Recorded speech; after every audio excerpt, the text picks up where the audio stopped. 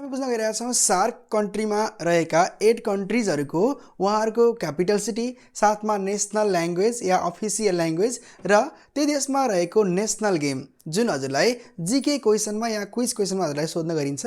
बुझौँ आजको भिडियोमा हेर्नुहोस् त। कन्ट्री त्यहाँ 8 कन्ट्री रहेका छन्, साथमा क्यापिटल सिटी, अफिसियल ल्याङ्ग्वेज र नेसनल गेम या स्पोर्ट। बुझौँ त, अल्फाबेटिकल अर्डरमा लिएर आएको छु। हेरौँ।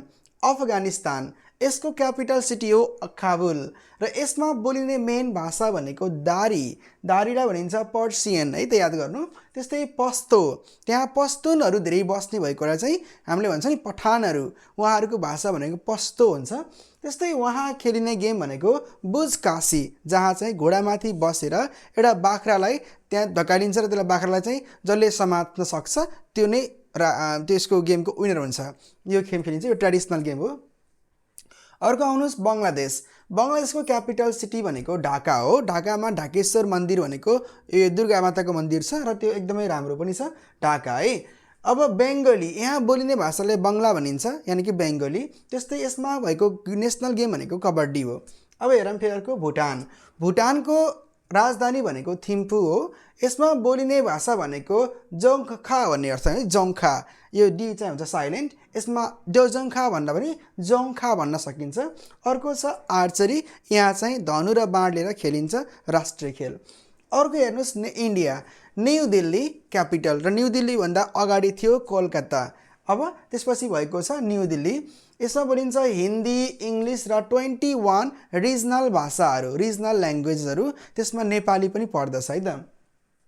यसको नेसनल खेल भनेको कबड्डी पनि हो, तर मानिसहरूलाई चाहिँ खासमा हकी भनिन्छ, फिल्ड हकी, र आजभोलि क्रिकेटको क्रेज पनि यसमा बढी भएको पाइन्छ। त्यस्तै अर्को छ मालदिभ्सको क्यापिटल भनेको माले, साथमा यसको जुन राष्ट्रिय भाषा छ त्यसलाई भनिन्छ दिवेही, अनि यसमा चाहिँ फुटबल रहेको छ, सोकर भनिन्छ, त्यो चाहिँ नेसनल गेम है त। अब हेर्नुहोस् नेपालको राजधानी थाहै छ हजुरलाई, काठमाडौँ। नेपालमा नेपाली नै बोलिन्छ र यसमा पहिला थियो डन्डीबियो र कबड्डी हटाएर अहिले बनेको छ भलिबल, राष्ट्रिय खेल है त।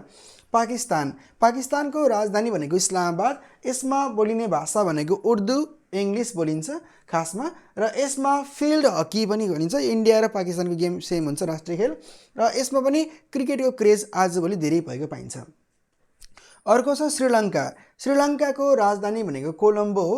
एक्जिक्युटिभ रूपमा चाहिँ कोलम्बोलाई मानिएको छ भने श्री जयवर्धनेपुर भनेको छ कोटा, यो जयवर्धनेपुरा भन्ने भनिएको छ। यो चाहिँ लेजिस्लेटिभको रूपमा राखिएको छ, तर वर्ल्डमा फेमस भनेको कोलम्बो नै छ।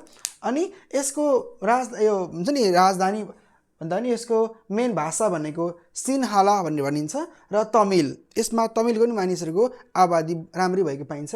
र यस देशको पनि राष्ट्रिय खेल नेपाल जस्तै भलिबल पनि हो। हामी यो जीके क्वेसन पनि हामी लिएर आएका छौँ। सो हामी यस्तै भिडियोहरू पनि बनाउँछौँ होला। पेजमा फर्स्टमा हेर्दा पेजमा लाइक गर्नु र फलो गर्नु होला, साथमा युट्युबमा हेर्दै हुनुहुन्छ भने सब्सक्राइब गर्नु होला र लाइक गर्नु होला, साथीहरूसँग सेयर गर्नु होला। Thanks for watching.